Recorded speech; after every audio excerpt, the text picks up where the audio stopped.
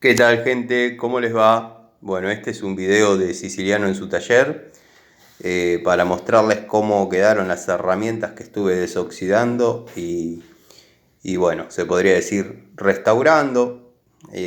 Bueno, tienen un montón de detalles todavía, pero créanme que son herramientas del año 50. Yo cuando las conocí ya eran viejas, así que bueno. Solamente traté de ponerlas en valor y conservar un recuerdo de lo que fue la verdadera antigua escuela, cuando se renegaba muchísimo ya al momento de comenzar a sacar un tornillo.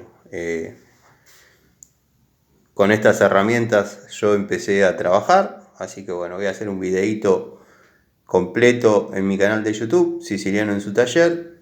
Así que bueno, los espero allá. Va a ser un poquito más largo. Voy a dar una explicación más o menos de cómo llegaron a mí cada una de ellas, dado que yo era un chico. Los que me siguen ya conocen la historia, más o menos. Así que bueno, nada, los invito a ver el video y los dejo con este adelanto.